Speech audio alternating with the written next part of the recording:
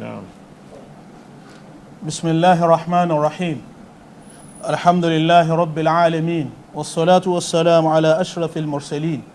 ada ọpẹ́ ní ọ̀dọ̀ Ọlọ́run, atọrọ ìkẹ́gẹ́ fún Ànábì wa Muhammad sallallahu alayhi wa sallam.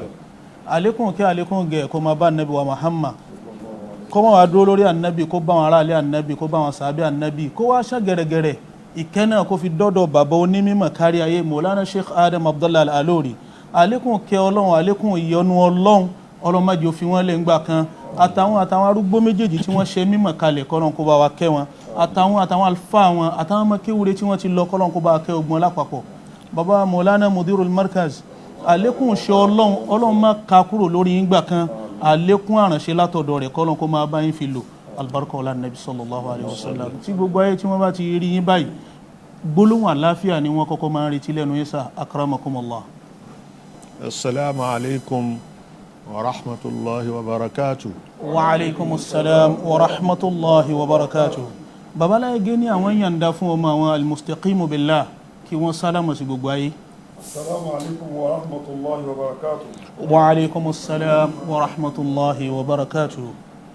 Ibi ẹ̀kọ́ tí ẹ̀ ń kọ́ wa lórí Mudir Markaz hadiruhu wa mustaqbaluhu, ẹ ti kọ́ wa lẹ́kọ̀ọ́ tó pọ̀, àmọ́ Markaz ohun Islam, ohun mímọ̀, ohun humanity ni. Ẹ wá ṣàlàyé fún wa nípa àlàáfíà àti fọkànbalẹ̀ nínú ìlú. Ǹjẹ́ ìgbòkègbodò tí gbogbo ẹ̀ ń dàpọ̀ yìí, a ronú sí pé ó lè wá lọ́nà mẹ́ta? Kí ni ẹ̀sìn kó níbẹ̀? Kí ni economics kó níbẹ̀? Kí ni èèyàn, ẹbí mi, ará mi, kí la kó níbẹ̀? Kọ́nà kó jẹ́ àríyìn pẹ́sà. Bismillahir Rahmanir Rahim. Alhamdulillah wassalatu wassalamu ala rasulillah Sallallahu alayhi wa sallam. Ìbéèrè yẹn tuntun béèrè. Ọ̀rọ̀ ààbò nínú ìlú, security àti insecurity, kí ni ẹ̀sìn ipa wo ló kó ń bẹ̀? Alákọ̀ọ́kọ́ nìyẹn. Ẹlẹ́ẹ̀kejì, iqtisad, economics, kí ló kó ń bẹ̀? Kátàkárà. Ẹlẹ́ẹ̀kẹta, tèmi ni, ẹbí mi ni, ará mi ni, ìran mi ni, kí ló kó ń bẹ̀ sà? Kọ́nà jẹ́ àrí pẹ́. Àkọ́kọ́ Náà. Ìkọ́kọ́ gbé pé kí lẹ́sìn kó ń bẹ̀. Akramakumullah. Tí insecurity bá wà, Náà. a lè lálàáfíà àti kírun, gbààwẹ̀, sin lọ́hùn. Allahu akbar. Al-Qur'an dẹ̀ sọ fún wa pé Bismillahir Rahmanir Rahim. Wa izat ma'anantum faqimus salat. Akramakumullah. Inna as-salata kanat 'ala al-mu'minina kitaban mawquta. Ẹ bá fọkàn balẹ̀ ní kẹ́ kírun. Torí pé ìrun yẹn a ti ṣe ní àkọọ́lẹ̀, Akramakumullah sà. àsìkò ẹ̀ lákọọ́lẹ̀, kitaban mawqutan. So àkọọ́lẹ̀ ó mìíràn pé waqtu al-fajr as-sadiq, Akramakumullah. waqtu al-fajr al-kazib, Akramakumullah. lẹ́yìn waqtu al-fajr as-sadiq, Anakumullah. lẹ́yìn ló wá kan ṣubú. Anakumullah. Àwọn àsìkò yẹn ni sọ̀látù al-fajri ọ̀tọ̀, Naam. sọ̀látù subuhi Anakumullah. ọ̀tọ̀. Akramakumullah. Sọ̀látù al-fajri ibẹ̀ láti máa kí rákàtẹ́ni al-fajri, láti kí gbogbo nawafil. Akramakumullah. Lásìkò àsùbá, Al-Qur'an bẹ̀ la àsìkò yẹn fún wa. Òun lásìkò tí sáàrí tó. Qur'an al-fajr. Wọ́n á sọ pé kí ni? Aqimi as-salat. Hatta yatabayyana al-khaytu al-abyad min al-khayti al-aswad min al-fajr. Allahu akbar. من الشيطان الرجيم. بسم الله الرحمن الرحيم. أحل لكم ليلة الصيام الرفث إلى نسائكم هن لباس لكم وأنتم لباس لهن علم الله أنكم كنتم تختانون أنفسكم فتاب عليكم وعفى عنكم فالآن باشروهن وابتغوا ما كتب الله لكم وكلوا واشربوا حتى يتبين لكم الخيط الأبيض من الخيط الأسود من الفجر. ibi tí mo fẹ́ akramakumullah. ìgbà tẹ́ lè jẹun dà nìyẹn. àwẹ̀ ó bẹ̀rẹ̀ láti gbà tẹ́ bá fi òwú funfun dúdú tẹ́ bá fi kàn tẹ́ wá dá mọ̀ yí pé dúdú ni funfun lélẹ́yìí akramakumullah. ẹ jẹun láti gbà yẹn àmọ́ tó bá ti dásìkò ẹ stop oúnjẹ ṣubú ni akramakumullah. so lẹ́yìn fajiru ní ṣubú ó yọ akramakumullah sa. so lẹ́yìn ṣubú ni duha akramakumullah. gbogbo àwọn kan yẹn ló ní orúkọ akramakumullah. àsìkò tí wọ́n ń pe orúkọ kọ̀ọ̀kan ní lúrú òfin ní dàpọ̀ mọ́ṣápà ní dàpọ̀. àsìkò tí irun ẹ̀ gùn tẹ́ sì bá dé àsùbá ní ìṣáì. akramakumullah. ìṣáì bẹ̀rẹ̀ láti gbà tẹ́ ẹ bá ti dá ìkookò mọ̀ yàtọ̀ sájá. ahanakumullah. àsìkò tí ṣáì wọlé nìyẹn. akramakumullah. òun ni ó lásìkò ẹ̀gùn. ahanakumullah. so ẹ wàá bá lọ títí ìṣáì títí ó sì wà títí dòru ìṣáì títí ó sì wà títí di fájúrù sọ́dé tẹ́ bá lo fájúrù káàzì tẹ́ bá lò ó tán tí sọ́dé kì bá wọlé àṣùbà ìṣáì tí ó kásẹ̀ ńlẹ̀. òun ni pé àsìkò yẹn gùn ju àsìkò tó wà láàrin àṣùbà sí zuri lọ. ó jùlọ ó sì ju àsìkò tó wà láàrin asiru sí magribu lọ akramakumullah. irun alásàrì irun àyílá àti alásàrì èèyàn dẹ̀ sì lè ba títí kò tí ì di kọ̀dọ̀ o. akramakumullah. ó ba títí tí ó fi kù déédéé rákà kan àbí rákà méjì tó fi wọ magrib. Allahu akbar. ó ní risala fi sọ wípé yudraku zuhurani bi idraki rak'atayn qabla al-ghurub. akramakumullah. so ó ní òun ló ń jẹ́ wákìtù. anakumullah. wákìtù sọ̀láàtì. anakumullah. kitaban mawqutan. وإذا قضيتم الصلاة فاذكروا الله قياما وقعودا وعلى جنوبكم فإذا اطمأننتم فأقيموا الصلاة إن الصلاة كانت على المؤمنين كتابا موقوتا. so tọkàn bá balẹ̀ lẹ tó lè kírun àmọ́ ọkàn balẹ̀ wàhálà wà ń lù. akramakumullah. báwo lẹ fẹ́ rírun kí. ọkàn ò ní papọ̀ sójú kan. bẹ́ẹ̀ ni akramakumullah sa. so ìyẹn nìyẹn. ẹlẹ́ẹ̀kejì akramakumullah. socio-economic. naam. ìyẹn náà ò lè dàgbà kò lè gbèrú lópin ìgbà tí àwùjọ ò bá tó. torí táwùjọ bá tó lẹ́ẹ̀rántí pé mo fẹ́ lọ sọ́jà mo fẹ́ lọ lọ́jà ó nájà lẹ́ni tí ó rà yóò rà akramakumullah sa. ẹni tí ó ta ó ta. anakumullah. àmọ́ lù ń dàrú báwo ni wọ́n ṣe fẹ́ tà.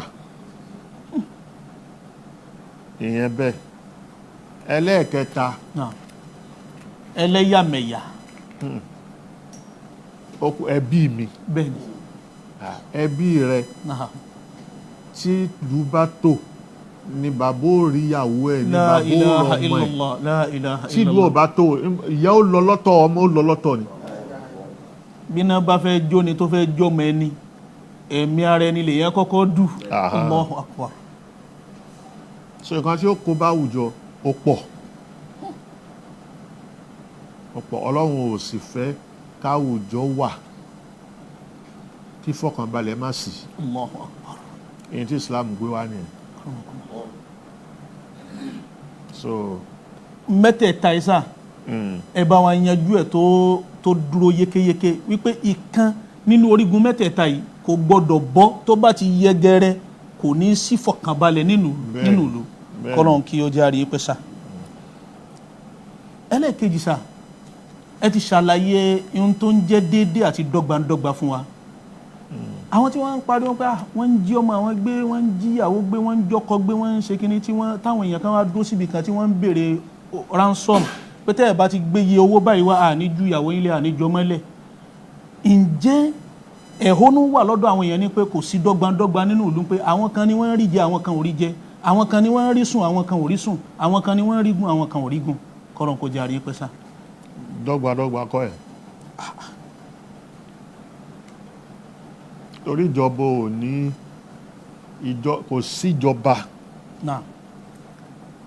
tí ó wà tí ó wà mọ̀ yìí pé àwọn kan fẹ́ jíyàn kan gbé òun dẹ̀ mọ̀ wọ́n tí ò ní dáàbò bò wọ́n torí orúkọ ìjọba yẹn ọba tìlú jẹ tìlú tò orúkọ ò ní parẹ́. bẹ́ẹ̀ ni sá.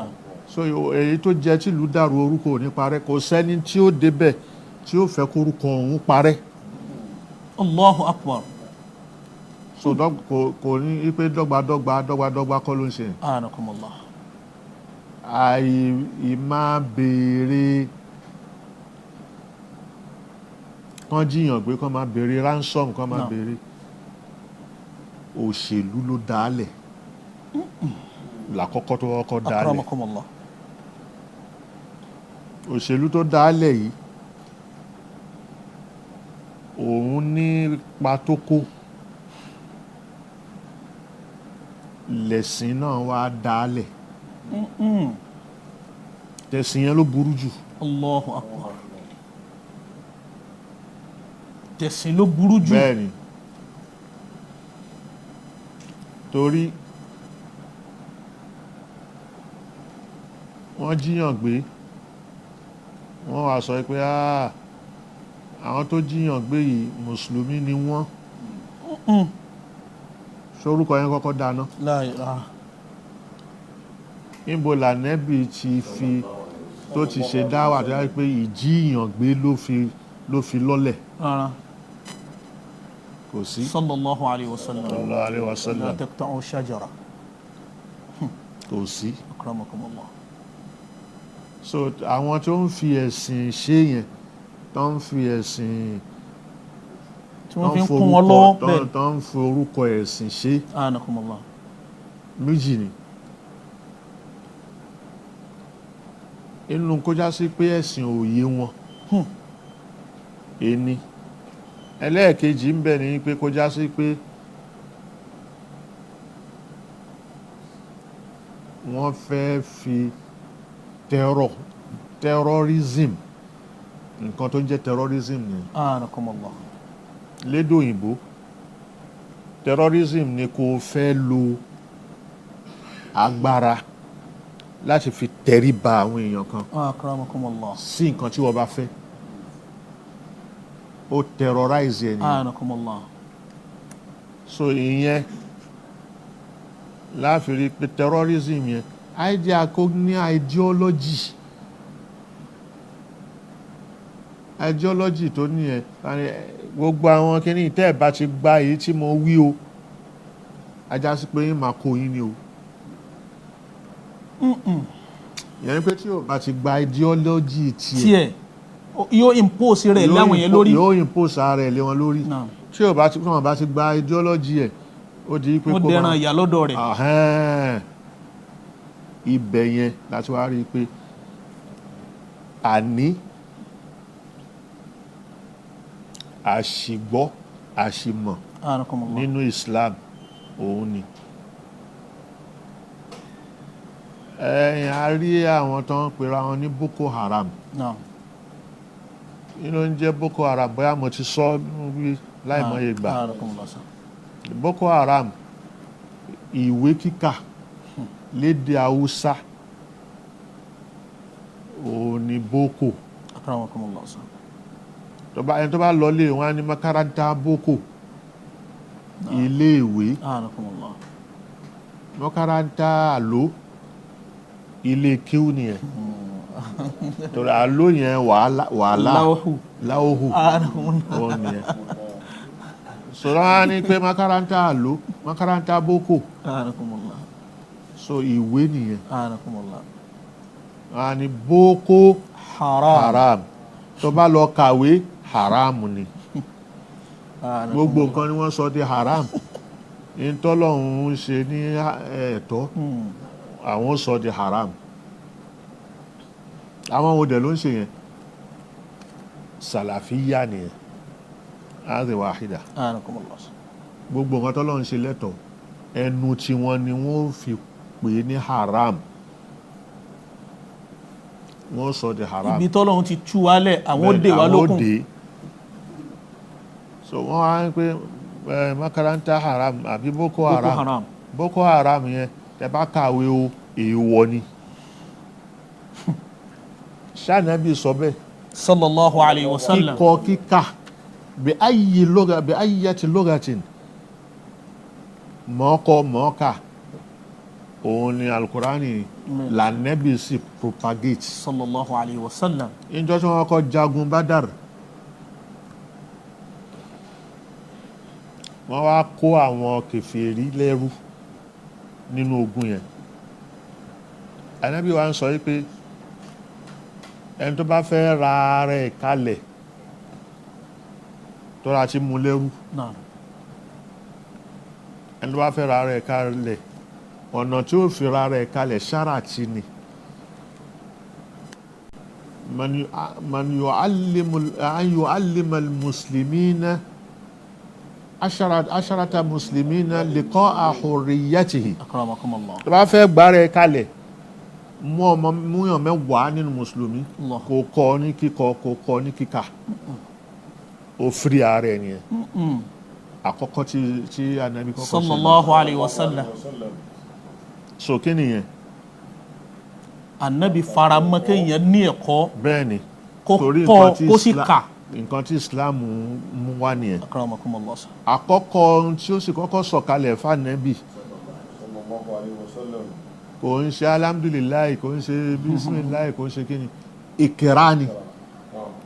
allahu akbar. Iqra bismi rabbika alladhi khalaq. اقرأ باسم ربك الذي خلق خلق الإنسان من علق اقرأ وربك الأكرم الذي علم بالقلم علم الإنسان ما لم يعلم. Iqra ó ní kó kà. Jibril wá bá Nábì ní kòtò gògó ìrà.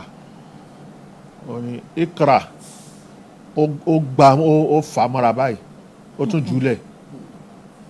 Ànábì ń ṣe ma ana bi qari ó tún fà mọ́ra Iqra.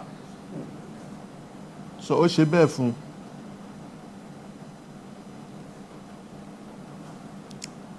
Ànábì tí ò mọ́kọ sallallahu kò alayhi wa lọ sallam. ilé ẹ̀kọ́ kò lọ ilé ìwé.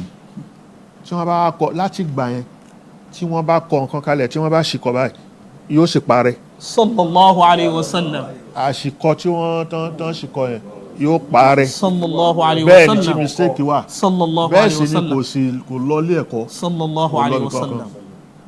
Wọ́n á fi ń yìn pé ummiyu allamahul bari wa adabahu wa allama al-alamina al-ilma wal adaba wa allama العالمين العلم والأدب.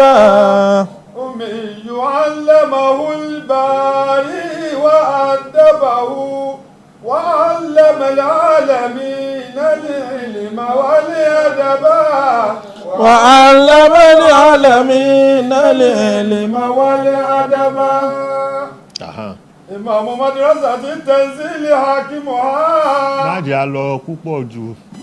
أكرمكم الله. Ẹ̀rí la kàn fẹ́ fi jẹ́. حياكم الله. So ẹ̀rí yẹn tó fi hàn yín pé kò sí nǹkan tó ń jẹ́ haramu níbi kíkọ أكرمكم kíkà. الله Bí ayyati lugatin. أكرمكم الله. Torí Al-Qur'ani tún sọ pé nun ó rí núnù yẹn. نون والقلم وما يسطرون. Àwọn onítẹ̀fsírì máa ń sọ pé Allahu a'lamu bi muradihi bizalik. Núnù yẹn Ọlọ́run ló mọ̀ àmọ́ ìwọ náà fi làákà ìgbé núnù jọ kòkó tàdá أكرمكم الله sir. wàlẹ̀ kọ́làm kálámù la fẹ́ fi kan kó tàdá wà máa yẹ sùúrù àti nǹkan tí kálámù yẹn kọ. èèyàn gbọ́dọ̀ mọ ọkọ kó mọ̀ ọ́ ká. bẹ́ẹ̀ ni wà máa yẹ sùúrù. tó o bá ti mọ̀ ọ́ ká kò ní rí tíra kala kìyàmọ̀ nìyẹn ikra kitabaka. ìkírá kìtàbákà kò man kana fi hadhihi a'ma wa huwa fil akhirati a'ma wa adallu sabila. أكرمكم الله. ó nìyẹn. kọ́rọ̀ kí ó jẹ́ àríyìn pẹ́sà ibi ìbéèrè yìí nǹkan kan tó jẹyọ gẹ́gẹ́ bẹ́ẹ̀ ṣe ń sọ fún wa pé markaz yìí o mu'assasatun ilmiya diniya akhlaqiyya bí gbogbo olùṣe wa ń lọ gbogbo ilẹ̀ haúsá àwọn bòmíì wọn lè jáde mọ́ wọ́n ti skul pa ọ̀pọ̀lọpọ̀ orí ilé ẹ̀kọ́ lọ mọ́ wọn rí báǹkì lọ wọn rí nǹkan kan ṣe mọ́ wọn kan stand still bí markaz ṣe wá wà tó yẹ pé ohun ni tó yẹ pé bàbá ti ń wí gbogbo ayé ní gbọ́ lẹ́ẹ̀kan náà ayé fẹ́ gbọ́rọ̀ markaz lórí ìṣẹ̀lẹ̀ yìí ìṣẹ̀lẹ̀ o. bí kò ṣe sí security everywhere dàrú tí gbogbo nǹkan ṣe gbogbogbò. inú ọ̀rọ̀ tó ń fẹ́ gbọ́ la ti ń sọ yìí. akramakumullah. ó fi hàn pé stáǹdì wa naam. ní markazi tá a bá Sheikh Adam radiyallahu ta'ala anhu. tá a sì dúró lé lórí àwa lòdì sí gbogbo insecurity anakumullah. ìfọ̀kànbalẹ̀ akramakumullah. òun ni Markazi ìpípé advocate markazi fún. advocate fún akramakumullah. nífọ̀kànbalẹ̀ nínú ilé ẹ̀ ní ládùúgbò anakumullah. ní nílùú ní lórílẹ̀-èdè ní láwùjọ òun ni ìfọ̀kànbalẹ̀ òun ni akramakumullah. pàtàkì. akramakumullah.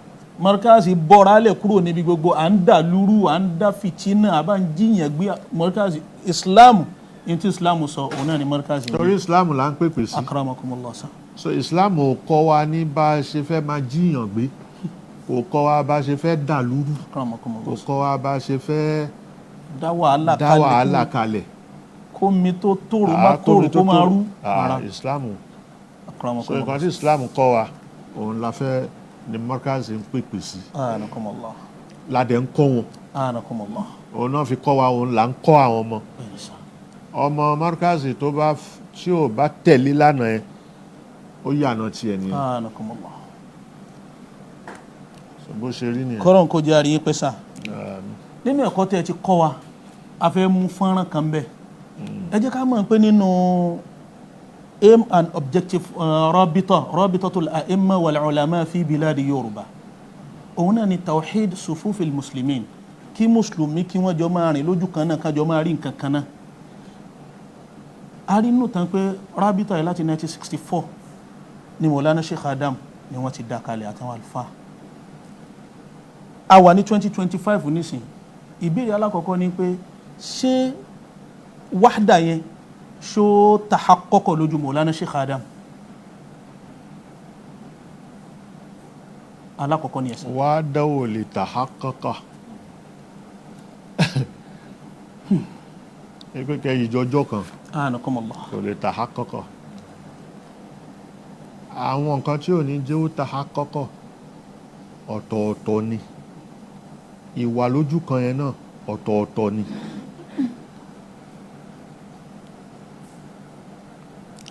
èyí tó Ọlọ́run ti wá sọ fún wa pé law sha'a rabbuka laja'ala an-nasa ummatan wahidatan wa la yazaluna mukhtalifin walidhalika khalaqahum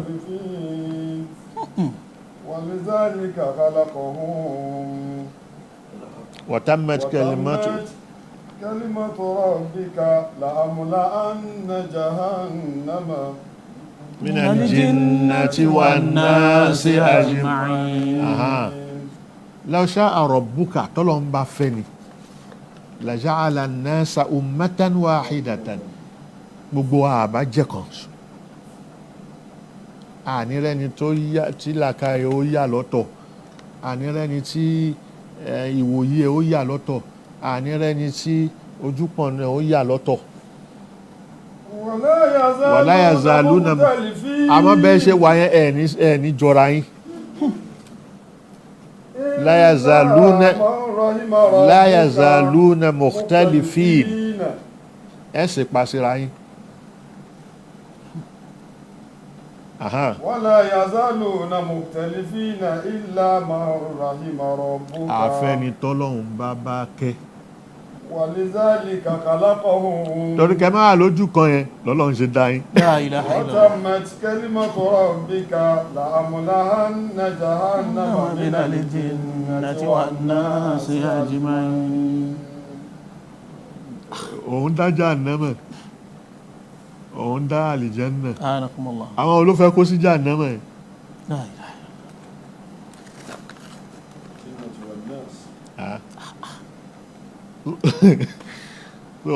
ọ̀rọ̀ yẹn ó jọ pé kí ni mò ń sọ, yóò pààyàn lẹ́rìn. Ọlọ́run tó mọ̀ wá ó dá wa àga bákan náà, gbogbo ògo ga dọ́gba bákan náà, àlómi lára bákan náà, Anakumullah. àdúdú bákan náà, àpupa bákan náà. La ilaha illallah. So ayàtọ̀ ọ̀tọ̀, níbi yàtọ̀ ọ̀tọ̀ yẹn ni míza ti yàtọ̀. La ilaha illallah. ẹni tó ga gíga ẹ̀ á ní òun wúlò níbi gíga yẹn, kó lo gíga yẹn síbi dáadáa tó wúlò sí. ẹni tó kúrú òun wúlò níbi kúkúrú ẹ̀ kó lò ó síbi tí tó wúlò sí. ẹni tó rìpó Anakumullah. òun wúlò síbi tó rìpó yẹn, kó lo rírìpó ẹ̀ sí ibi tó wúlò sí. bẹ́ẹ̀ ṣe wá wà nìyẹn. ọwọ́ ẹlòmí ò wọ kéńgbè, ọwọ́ ọmọdé ò tó pẹpẹ, ọwọ́ àgbàlagbà ọwọ́ kéègbè. kó pe ọmọdé kó tọ́ bọ kéńgbè, kágbàlagbà gòkè kó mú, kó bá ọmọdé rí nǹkan lórí àjà. so bá ṣe rí nìyẹn. Akramakumullah. ṣé kinní kan wá dé wá tán pé nǹkan yẹn ẹ̀mí wá sọ pé kò ní ṣe, àbí ọ̀rọ̀ Ọlọ́run ti sọ, ṣé àwa gbọ́dọ̀ relent, a gbọ́dọ̀ máa ṣe mọ̀háwù? a gbọ́dọ̀ relent, nítorí ká ẹni tó gùn yẹn tó kúrú, ẹni tó rìpó tó lómi lára, ẹni tó wẹ́, ká lè rí kálukú lò sí kí nǹkan àfi ká ṣe kan. ibi tí kálukú bá fìtì sí bẹ́ẹ̀ ni ká fi hábẹ̀. Allahu akbar. ká fi hábẹ̀.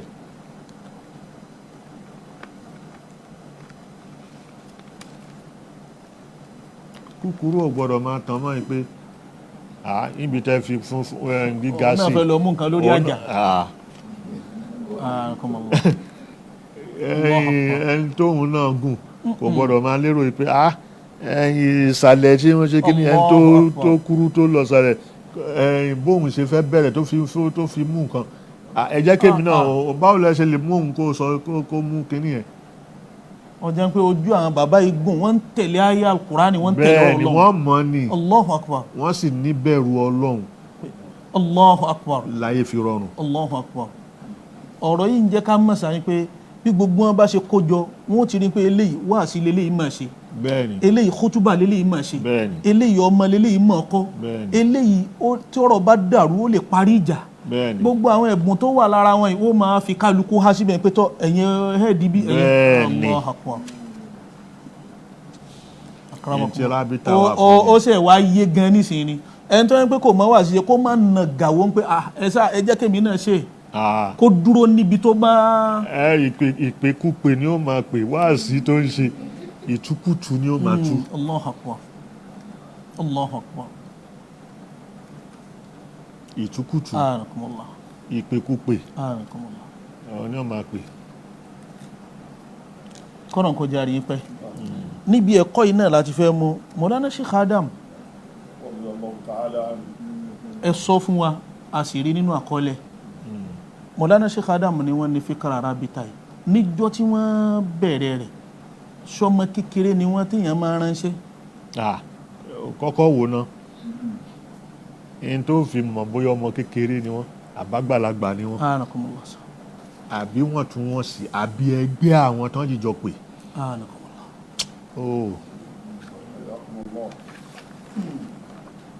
ní pé ọdún wo náà bí Sheikh Adam.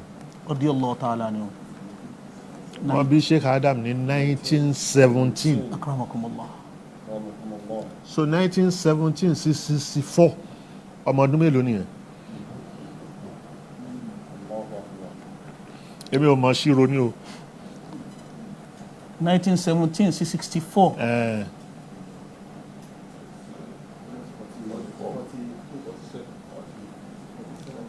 Nah? 47 years. 47 sọmọ kékeré ní 47. was tower. 47 yẹn ètò ti gbé nǹkan ṣe before 47 1952 tí wọ́n dá Markaz ilẹ̀ tó sì lápá bẹ́ẹ̀ni sá tí ó ń ṣe pé àwọn wo ló kọ́ yìí jẹ́ ká wo orú àwọn èyí tó kọ́ yìí ó ṣe àwọn tí wọ́n kọ́ tí wọ́n bálẹ̀ lárúbáwá mu. Allahu akbar. so fíkírà arábítà ta ló ní Sheikh Adam náà ló ní ibo ni wọ́n ti rí ilẹ̀ lárúbáwá náà ni. níjọ́ náà rè kò dẹ́ ń ṣe ibi téèyàn ń kó gìrì lọ. rárá. Allahu akbar. so ẹni tó ń sọ pé ọmọ kékeré ni wọn kò gbọ́n ọ̀rọ̀ àtàǹpàkò kọ́ là ń sọ. bẹ́ẹ̀ni. ọ̀rọ̀ ọ̀tọ̀ níbi tó ń wúlò sí kò yẹ ṣe bí wáàsí. kì í ṣe bí wáàsí. ọ̀rọ̀ àtàǹpàkò kọ́ lọ́rọ̀ tá à ń sọ yìí. káwọn èèyàn máa lè gbẹ́sẹ̀ ilẹ̀ mọ́ káwọn èèyàn máa wọ sọ́ọ̀sì káàkiri torí tiẹ̀.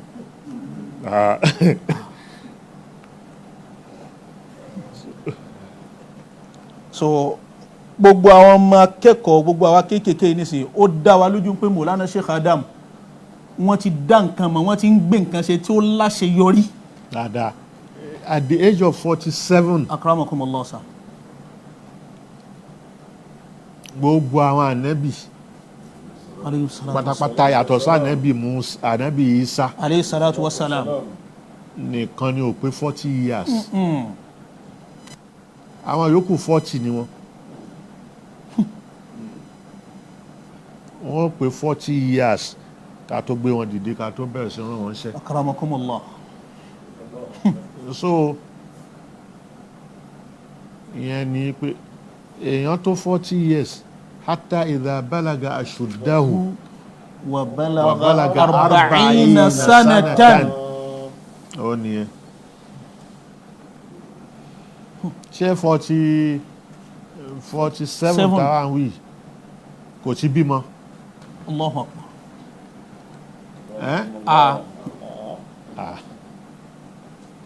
tọ́mọ náà ó ti máa súnmọ́ àti gbéyàwó àbí lọlé ọkọ àwò wọ́n sì ti kọ́ àwọn ọmọ yẹn tí wọ́n ti dà fáà. tí wọ́n ti ṣe tíra tí tíra ti jáde ságbáyé tó kúrò ní ilẹ̀ èèyàn ẹni tó dúdú. ń sọ̀rọ̀ yẹn dẹ̀ndẹ̀lẹ̀ lòun ń sọ̀rọ̀ ẹni tí ó mọ̀ tayọ ìtòsí ẹ̀ irú ọ̀rọ̀ èèyàn bẹ́ẹ̀ yẹn lè ń kà kún. kọ́nà kó jẹ́ àrí pẹ́sà. lára bẹ́ẹ̀ náà Markaz ẹ ṣàlàyé fún wa ẹ ti kọ́ wa lẹ́kọ̀ọ́ nínú tíra tí bàbá kọ gan lákọọ́lẹ̀ wọn ní pé bàbá ni wọ́n yọ àwọn ọmọlẹ̀ kúrò níbi ìmú wọn sìn lẹ́rú. ṣé Markaz yìí tá a bá ti kọ́ mọ́ kí ó tán fún ṣáadá ṣé Markaz yìí máa dúró lé wọn lórí pé ẹ gbọ́dọ̀ ṣe nǹkan míì tiwa nìkan ni kẹ́ ẹ máa rí ẹ gbọ́dọ̀ lo làákàyè míì tiwa nìkan ni kẹ́ ẹ máa lò ṣé Markaz tún máa ń dá ọmọ padà sóko ẹrú. ìyẹn kò ṣìárù Markaz ò síbẹ̀ yẹn. akramakumullah. ṣìárù Markaz wá kí n kọ́ ẹ ní kéwú lo ọdún mẹ́rin kò dà fáà máa lọ. ṣáájú kí Sheikh Adam tó bẹ̀rẹ̀ bẹ́ẹ̀. radiyallahu ta'ala anhu. tán bá kọ́ wọn ní harafi kan sàtà kan nínú tafsiri táwọn èèyàn àwọn àfáàngbà yẹn tán bá kọ́ wọn sàtà kan àbí sàtà méjì ó lè jẹ́ sàtà méjì yẹn ó lè jẹ́ oṣù ni ó máa fi ràn àbọ́dún. La ilaha illallah.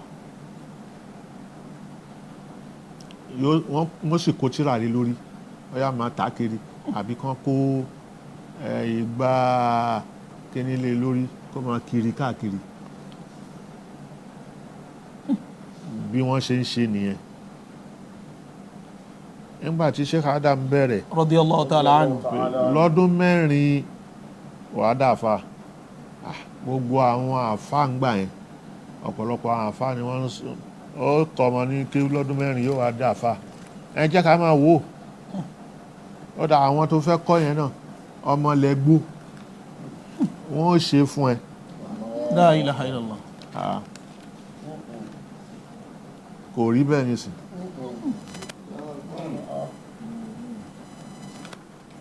in tó dẹ̀ wà nínú ṣìárù Markaz ni pé ó ti ṣọdún mẹ́rin yẹn tán idhabu fil ard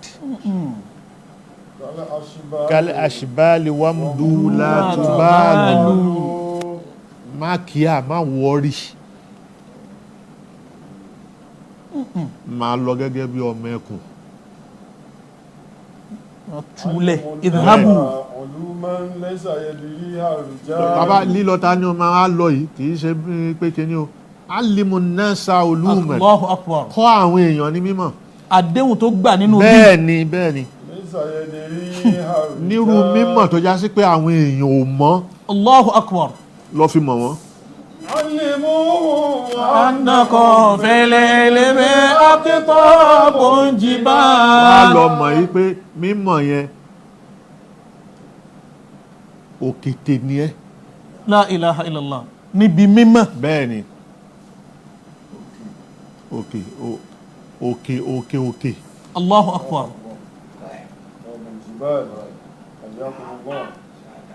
àwọn kútùbù tí wọ́n tún dúró sórí jibal gbogbo wa náà. Allahu akbar. so kò sí pẹ̀lú àbágan sọ pé mímúlò lẹ́rú náà ara kò sí tó jọ. irú ẹni bẹ́ẹ̀ kàn ń fi ète tòkè gbá ti sàlẹ̀ ni. ìwíkúwìí pátápátá gbà ni kò sínú ìwà Sheikh Adam. radiyallahu ta'ala anhu. mẹ́ta ni wọ́n gba kí ẹlòmíín wá kọ́ wọn wọ́n gba kí wọ́n gba aráàta sí ìṣọmọ Markazi kó wá kọ́ wọn. anakumullah. ó di méjì. ẹlẹ́ẹ̀kẹta ẹlòmíín wọ́n dá dúró pé kéwù ìwọ ò tí ì mọ̀ ọ́ tó wá dúró kó máa gbà sí kó máa kọ́ wọn. yazidu bi kathratil infaqi minhu. so ni bàbá ṣe dáhùn dúró bàbá ò dáhùn dúró máa wá ṣerú mi bàbá ò dáhùn dúró máa kán wá kó tíra lé wọn lórí pé lọ tà á bàbá Allahu òkò wọn Akbar. ló wípé máa múwó wá kíyàwó wọn máa wá sọ wípé ó yá ẹ lọ kówó wá ẹ lọ ṣe kínní rárá Allahu Akbar. kàkà bẹ́ẹ̀ bàbá ò tún yọ owó láti fi ná fún ni. Allahu Akbar. Fún gbogbo ọmọ kí o tí ò sí àyàfi Bẹ́ẹ̀ni, pé bẹ́ẹ̀ni. ẹbí mi lélẹ̀ yàrá mi lélẹ̀. bẹ́ẹ̀ni Allahu Akbar.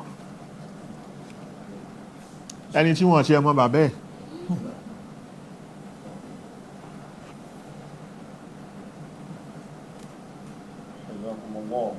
Àsìkò gbogbo ẹni tó ń sọrú ọ̀rọ̀ bẹ́ẹ̀ kó máa palẹ̀ mọ́ èyí tó dáa jù nínú àwẹ̀ rẹ̀ èyí tó dáa jù nínú irun rẹ̀ gbogbo ẹ̀ ni ó dájọ́ fún Mọ̀lánà Sheikh Adam. Ẹ̀yin náà gbà ń bẹ́ẹ̀. àdáadáa o èmi ó gbà nínú òrùn ẹ̀ nínú dáadáa ẹ̀. tó o bá ti lè dáadáa parọ́ mọ́yàn láti pé o fẹ́ fi borúkọ rẹ̀ jẹ́ àbó fẹ́ fi mú wálẹ̀ Ọlọ́run ó yọ sí ọ. bẹ́ẹ̀ni ọlọ́run wa ń bọ̀ ogún ọdún kò yá o Allah. ọlọ́run èyí tètè múyàn báyẹn Ó ń kúkú ẹ̀ lọ́wọ́.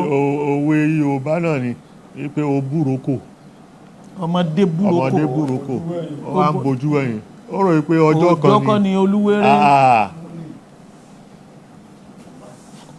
so bó ṣe rí nìyẹn. Kọ́rọ̀ nǹkan járe ìpẹ́ sá. خذ حذرك من ثلاث so àwọn ọ̀jọ̀gbọ́n wá ní pé ṣọ́ra lára èèyàn mẹ́ta جائع جمع ẹni درهمين tébi ń pa ó wá rí tọ́rọ́ kọ́bọ̀ kan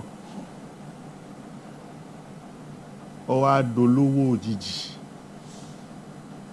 elébi ni tẹ́lẹ̀ o ó wá dolówó òjijì ṣọ́ra fún ṣọ́ra fún. وجاهل حافظ سطرين ẹni tó hádìsì méjì jáìlì ni o Bẹ́ẹ̀ni. kò mọ nǹkan kan ó wá hádìsì méjì ó wá dà fáwọn alùsùnà ṣọ́ra fún Islamic scholar ṣọ́ra fún. ومخطئ منحته فرصتين ẹni tó ń ṣe mistake àbó ti ṣe fún ẹ ẹlẹ́ṣẹ̀ ọwá ni mo yáàfi ẹ lẹ́ẹ̀kínní yáàfi ni forgive but not forget. Ó wà nù sijil. bẹ́ẹ̀ni ṣọ́ra fún. Akramakumullah. Kò sí nǹkan tó ń jẹ́ forgive and forget. rárá رحمكم الله واقعنا اليوم ọwá rí lẹ́ni tá a wà yìí القوي يسلب حق الضعيف tí àwọn bá ti rí èèyàn gbára lé kó máa gba ẹ̀tọ́ ọ̀lẹ èèyàn kó máa gbà kún tiẹ̀ ni. والكبير ينهب الصغير àgbàlagbà kó jí nǹkan gbà lọ́wọ́ ọmọdé lọ́wọ́ ẹni tí ò tó. Wọ́n ní kò sí ohun táwọn fàgbà ṣe. àfihàn èèyàn jẹ so ṣọ́ra fún wọn. والقاضي يدون الظلم في سجل العدالة مقابل حفلة من المال. àwọn adájọ́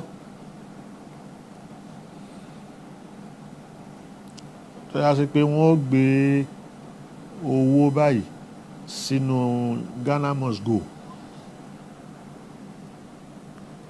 wọ́n wá tì sí ọ̀dọ̀ adájọ́ pé kó wo èyí tó wà nílẹ̀ yìí o dá ẹjọ́ bá ṣe fẹ́.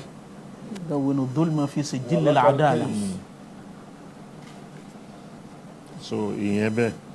فلا معنى لحياة بلا عدل ولا so قيمة لعدل wọ́n wá rí i بلا pé رحمة. left hand gbé yìí kò ní value بلا عدل tí ò bá ti sí dọ́gbadọ́gba ولا قيمة لعدل بلا رحمة. kò sì sí value fún dọ́gbadọ́gba láì kò síkẹ̀. ẹni tó ṣe dáadáa tá a rí tá a fẹ́ fi ṣàpèjúwe a fún ní nǹkan kan ó sì rí tán kó owó wọlé gbìṣ tó máa pé àwọn tó ń kó wọlé yìí wọ́n ṣiṣẹ́ tóun òun sì ń ṣe dọ́gbadọ́gba yìí kò ẹ lè rí àdálà.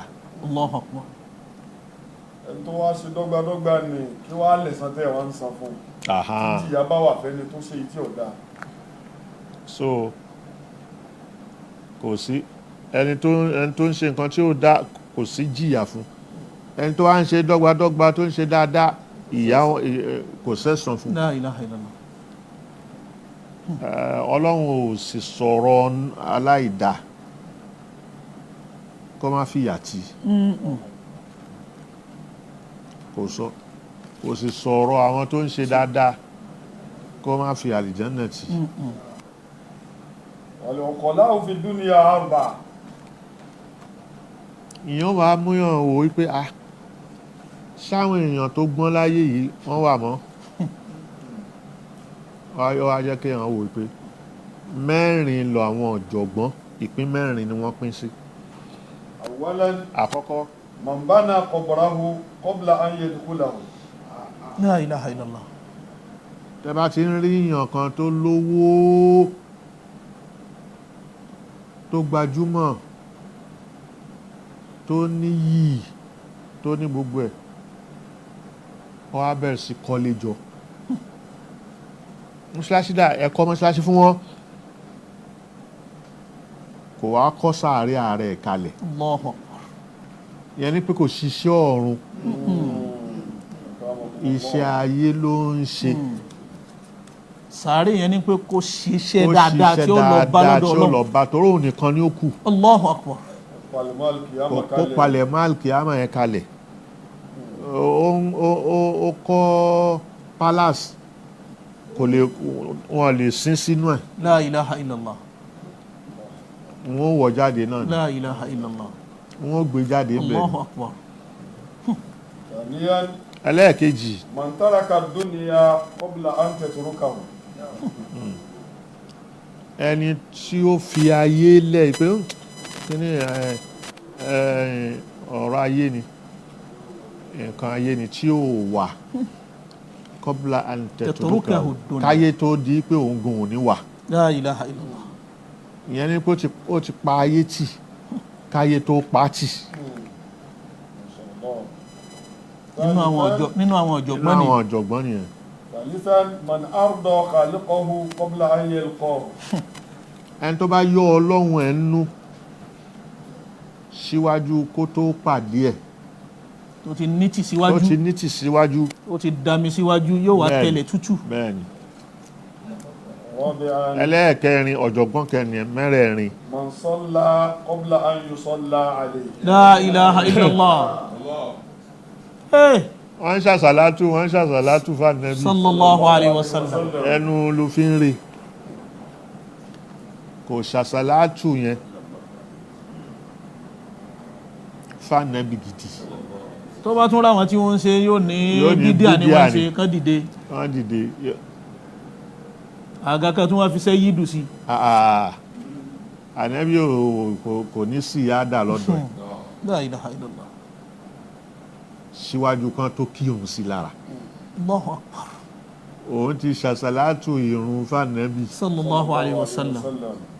kó tó di pé wọ́n ṣe fóun. ẹni tó gbọ́n nìyẹn. La ilaha illallah. kí kálukú wá gbé. owó màgọ̀.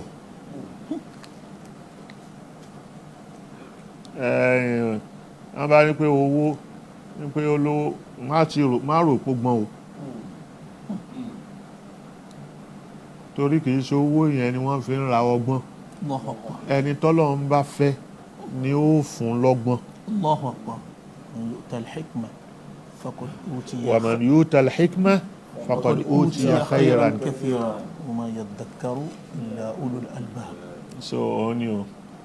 lakinnama ruziqa al-hija hurima ligina.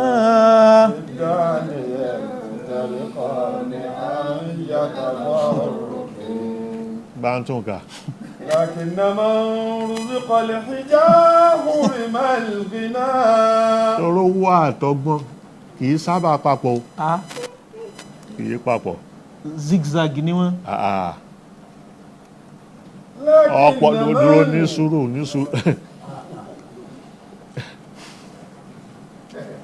ẹni tí mo rí tó gbọ́n tó lówó tó sì gbọ́n pẹ̀lú owó ẹ̀ èmi ò bí mo ṣe rí o mo jọmọ kékeré ẹnìkan ṣoná mo sì rí ẹ bọ́rọ̀ ọgbọ́n lọ́dọ̀ ẹ̀ ó sì ní owó yìí níbi téèyàn nílé tẹ́ ẹ lè bá ọ̀pọ̀lọpọ̀ olówó pẹ̀lú tó bá sọ̀rọ̀ wọn lè dúró sẹ́gbẹ̀ẹ́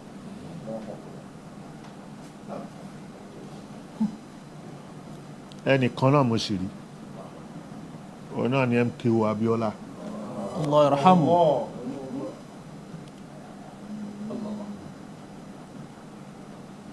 àkọ́kọ́ ni pé kò sí ẹni tó ṣe oore fún Abiola rí tábíọ́lá ò mọ̀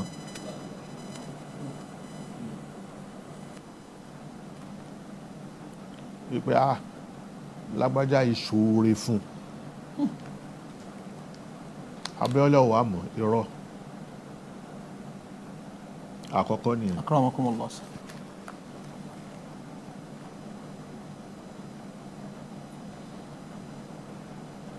so ibi mímọ̀ yẹn Náà. láti máa rí i pé ó ń wá kó ṣoore fẹ́ nìyẹn padà ni pé ńjọ́ tóun ò ní Allahu akbar. tó ní tó dẹ̀ ṣe fóun nígbà tóun wá ní jù ú lọ yìí Reciprocate ẹ̀. kóun dá padà kóun náà ṣe dáadáa fún un. Allahu akbar. eléyìí ẹ̀rí tí mo rí tí mo sì gbọ́ lẹ́nu Abíọ́lá báyìí lọ̀rọ̀ tí mo ń sọ yìí. Allah yarhamu. Allah yarhamu.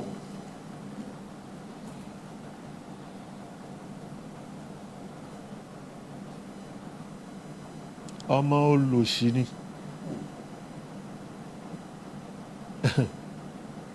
bàbá ò ní ìyá ò ní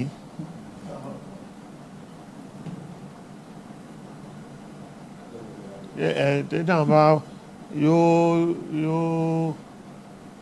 yóò máa jẹ́ nǹkan ìmọ̀ fún tẹ́wọ̀n bá gbọ́ Abíọ́lá ti ṣàgbérí La ilaha illallah. tó ń lùlù tẹ̀lé Ebenezer Obey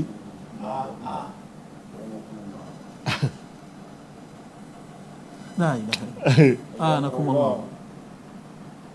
tó ń lùlù tẹ̀lé a máa ń ṣe kí àgídìgbò Ayakumullah.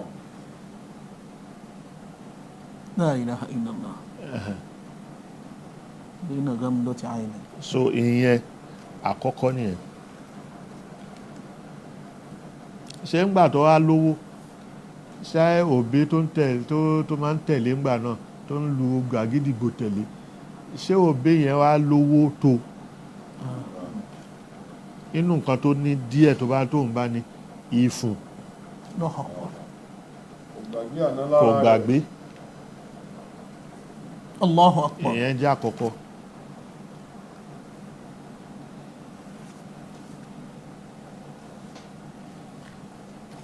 MKO Abiola kì í gbàgbé kẹ tó rí olówó tó ní làákàyè bẹ́ẹ̀ ẹ̀rín jìnnà inú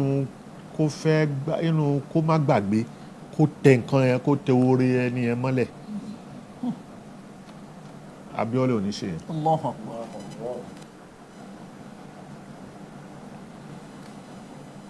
Alájà Simbi tó jẹ́ ìyàwó MK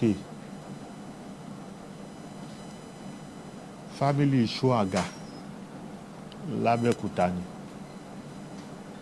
Ṣóàgà yẹn ó ní owó ó ní owó tó pọ̀, olówó ni lásìkò ẹ̀ tí alájà Simbi bá owó ńlé, ó wá fẹ́ ẹni tí ò ní, débi pé ẹyin tá à ń jẹ yìí, Abíọ́lá sọ pé àkọ́kọ́ pé òun ó jẹ ẹyin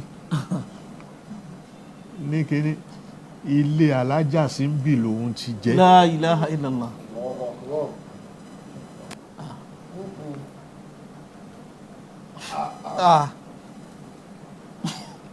Ẹyin. Bẹ́ẹ̀ni. Àwọn adìẹ òun yé dáadáa ń gbà náà ni. Ẹyin díndín pẹ̀lú La iṣu ilaha illallah. nílé olówó. La ilaha illallah Muhammadu Rasul. àtàmàlà ní kálukú máa ń jẹ. Fẹ̀sẹ̀ lu. Àmọ́ ká dẹ́yẹ ká fi iṣu jẹ ilé olówó lẹ́ẹ̀tì bá a. Allahu Akbar. So Kìí gbàgbé olóore. kìí gbàgbé olóore. Akramakumullah. Alájà Simbi yìí ẹ̀kọ́ lélẹ́yìí tá a kàn téèyàn ó tún fi kọ́ pàápàá jùlọ àwọn ọmọ ìsìn àti àwọn obìnrin àti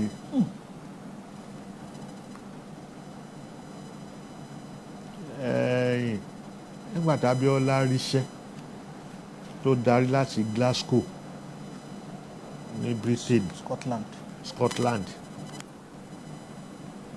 tó ti lọ kàwé.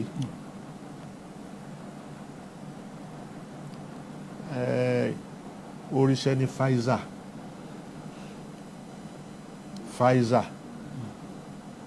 ibi iléeṣẹ́ tó ti ń ṣoògùn ẹ̀. Wọ́n gba Abíọ́lá sí gẹ́gẹ́ bí accountant.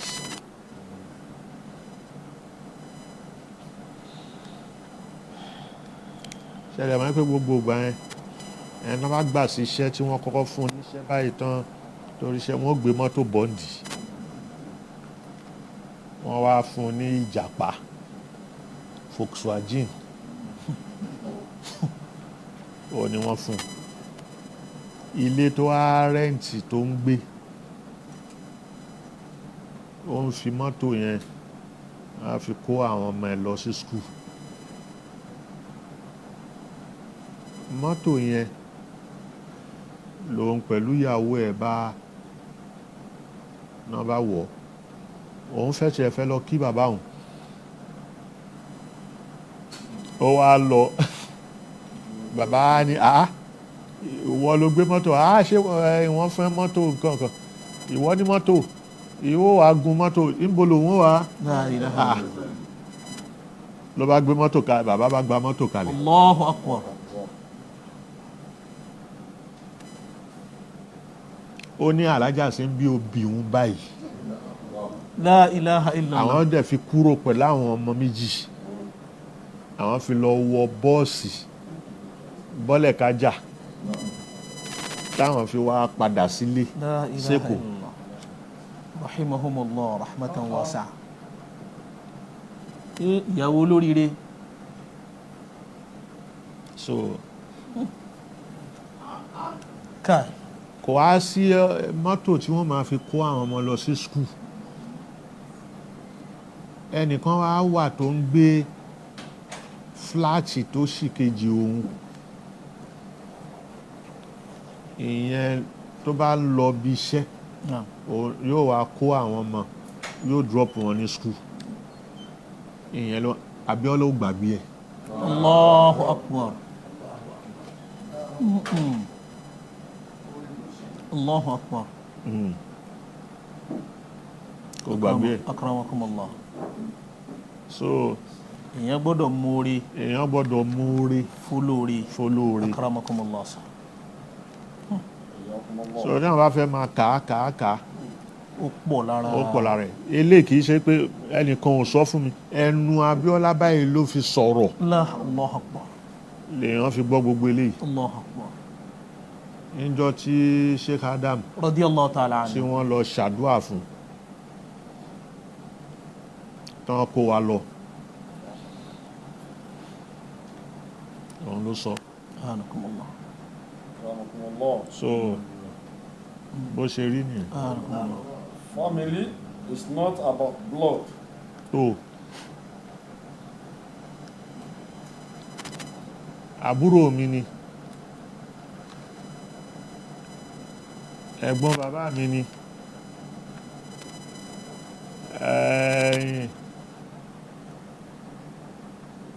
bẹ́ẹ̀ ṣe papọ̀ yẹn lẹ́jẹ̀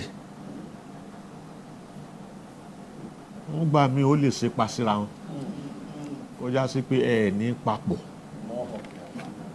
ẹ sì jọjọ jẹ́jẹ́ ẹ ní papọ̀ ẹ̀gbọ́n a máa tako àbúrò àbúrò a máa tako ẹ̀gbọ́n ẹ̀jẹ̀ ló wọ́n yẹ ṣe family. It is about who is willing to hold your hand. Ta ló fẹ́ dì ẹ́ mú lọ́wọ́ ńjọ́ tó bá tẹ̀rì ńjọ́ tó nídìí ẹni tó need the most ìpè lágbájá yìí òun ló gbọ́dọ̀ yọ mí. La ilaha illallah. Family nìyẹn ẹni tó bá mú ọwọ́ ẹ̀ dání báyìí láti yọ ẹ́ family nìyẹn. wọ́n ní wàá má lè kó wàá má maru ilà kama yóò dàbò bílmẹ̀ ìsọ̀mí. ló bá fẹ́ mọ ọmọ yẹ ẹni tó lè gbámú bí ìgbà tí wọ́n gbá ọwọ́ mú báyìí tó fi fàyàn sókè.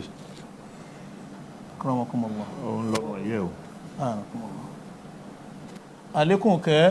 Alekun gẹ̀ kó máa bá bàbá Maulana Sheikh Adam Abdullah al-Ilory. Bismillahi kul huwa Allah. Bismillahirrahmanirrahim. Allahu ahad, Allahu samad, lam yalid wa lam yulad wa lam yakun lahu kufuwan ahad. Bàbá Maulana Mudir Markaz, ìṣọ́ Ọlọ́run ní gbogbo ìgbà kọ́lọ́n kó máa bá fi ṣẹ̀ṣọ́ fún yín. Laqad ja'akum li'ilafi. جاءكم رسول من أنفسكم عزيز عليه ما عنتم حريص عليكم بالمؤمنين رؤوف رحيم فإن تولوا فقل حسبي الله لا إله إلا هو عليه توكلت وهو رب العرش العظيم. بسم الله الرحمن الرحيم.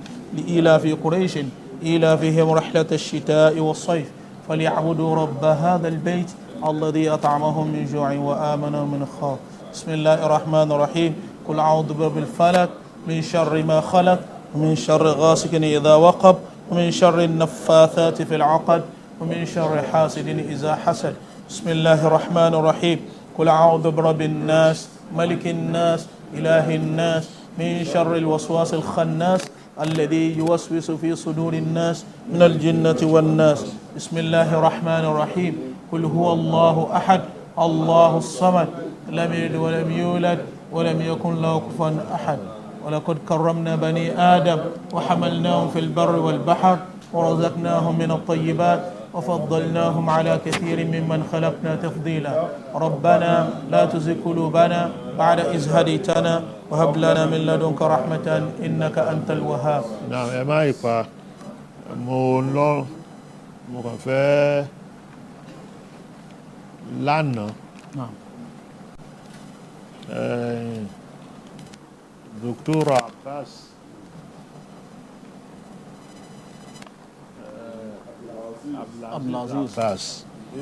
Ìdèrí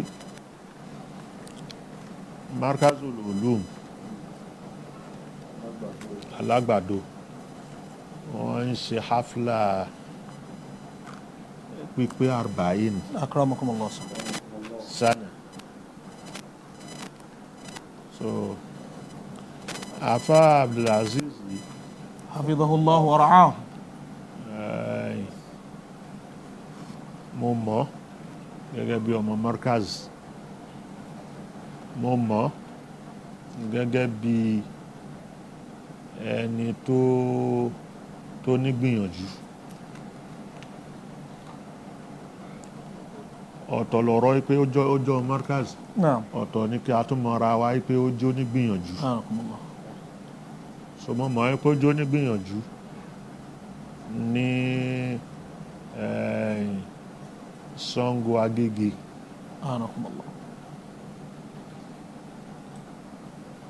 tèmi máa ń rìn síbẹ̀ nígbà náà. Àmọ́ kíláàsì wa kan wà tó ń jẹ́ Abdulgani Abdulhamid. Ilé kan náà bí nǹkan báyìí náà ìjọ ń gbé. So Afa Ahmed Ojudu, Allah yarhamu. Ahmed Yaya rahimahullah, àwọn náà ń gbé ilé kan bẹ̀. Àfáà yìí máa wá kọ́ ọmọ ní kéwú níta lé yẹn,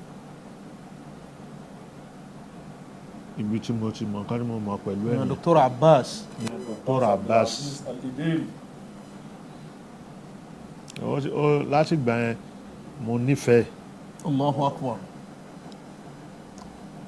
But èmi ò ń sábà jẹ́ nìkan tó máa ń rìn, tó máa ń ṣe kíní. So ibi tá àwọn mo mọ̀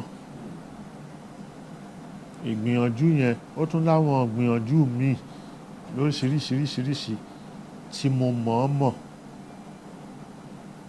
kò tí ì dá Markazu lòlú yìí kalẹ̀. So tí mo mọ̀ so á jẹ́ nígbà tó dá Markazu lòlú kalẹ̀, wọ́n fẹ́ fi ìpalẹ̀ lílẹ̀ lálágbàdo yẹn. Akramakumullah. Èmi pẹ̀lú àwọn alájì yóò ṣáwó ọlọ́run fọrún kẹwọn. Àmín. Haidara. So a lọ, a fi ìpalẹ̀ blọ́ọ̀kù lílẹ̀ pẹ̀lú símẹ́ǹtì. Kìí ṣe pé a kàn gbé blọ́ọ̀kù, a kàn gbé pé ó yá ẹ gbé blọ́ọ̀kù síbẹ̀, a kàn á gbé wọ́n ti kọnkéré ilẹ̀ yẹn. Anakumullah. Wọ́n fẹ́ fi orígun lélẹ̀. Anakumullah. Níbẹ̀ àwọn bàbá Haji Ushau wọ́n fi kan lílẹ̀. Rahimahullah. Ìmíì tí wọ́n gbé sẹ́gbẹ̀ẹ́ báyìí, èmi náà mo fi kan lílẹ̀. So Markaz yẹn ló wá pé 40 years. So ẹ gbọ́, ó dẹ̀ wá ó pè mí, mo lọ. So mi è sábà òde bẹ́ẹ̀. One, ó fẹ́ràn Sheikh Adam. Radiyallahu ta'ala anhu.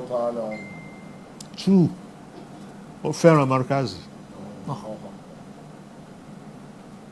Gbogbo àfáà tó ń ṣiṣẹ́ ń bí ló gbà pé àfáà òun. Tí wọ́n sọ fún àwọn ọmọ kéwù rọ wọn bẹ́ẹ̀. Yà ní sùúrù, ó gbà pé àfáà òun ni. Kódà ẹni tóun náà senior, ó gbà pé àfáà òun ni wọ́n. Akramakumullah. Ó wá fi kọ́ àwọn ọmọ kéwú ẹ̀ bẹ́ẹ̀ wípé tẹ́ bá ń bọ̀wọ̀ mi o, tẹ́ ẹ̀ wò ṣe Adam, òun ò kéwú níbì kankan àfi lọ́dọ̀ Sheikh Adam. Markaz ló ń ti bẹ̀rẹ̀ alifu bá a tá a sá. Allahu Akbar. So ọmọ yìí kíní ẹ̀. Allahu Akbar. Àgbà pé gbogbo ẹni tí wọ́n bá ń ṣiṣẹ́ Markaz o, àfáà yín ni wọ́n. Ọ̀wọ̀ tẹ́ fún mi, ẹ máa fún wọn. Anakumullah. So èmi wọ́n kà sí pé ká tó wá sọ pé èmi yóò wá sọ pé àfáà mi lè àfáà òun lèmi náà. Wà lálùkò wá ọdún kan mo fi senior ẹ̀. ní Markaz. akramakumullah. So gbogbo nǹkan tó èyí tí wọ́n ń gbọ́ yẹn wọ́n ń gbọ́ yẹn ni Yes. èmi ń sọ yìí pé èyí tí mo mọ̀ ṣé wọ́n ló ń rọ́ wá sí lánàá. So ìwọ ń gbọ́ ẹ̀yìn laysa al-khabaru so nǹkan kal-mu'ayyana. tó wá ń gbọ́ yẹn kò wá gbọ́ ìpìlẹ̀ ìpìlẹ̀ ni mo á sọ yìí. So nípa bẹ́ẹ̀ yẹn àpọ́nlé tó tún wá ṣe fún wa lánàá ó pọ̀ jù. Allahu akbar. Ó pọ̀. Allahu akbar. So Allahu akbar. mo ń fi wákàtí La ilaha mo fi ń dúpẹ́. Allahu akbar. Allahu akbar. Allahu akbar. dúpẹ́ bàbá wa La ilaha. Dr. Abbas Abdulaziz al-Ilory Allahu akbar. Mudir Markaz al-Ulum alágbàdo. Allahu akbar. bàbá lọ́lọ́wọ́ jẹ́ ṣe pẹ́. Àmín. bàbá nílé kí ó náà ò ní wó. Àmín. kò ní tú. Àmín. ìjọ náà ò ní dànù. Àmín. aláàbẹ̀bí lọ́dọ̀ ọ̀rọ̀. Sallallahu alayhi wa sallam. Subhana rabbika. Rabbil izzati amma yasifun wa salamun ala al-mursalin walhamdulillahi rabbil alamin.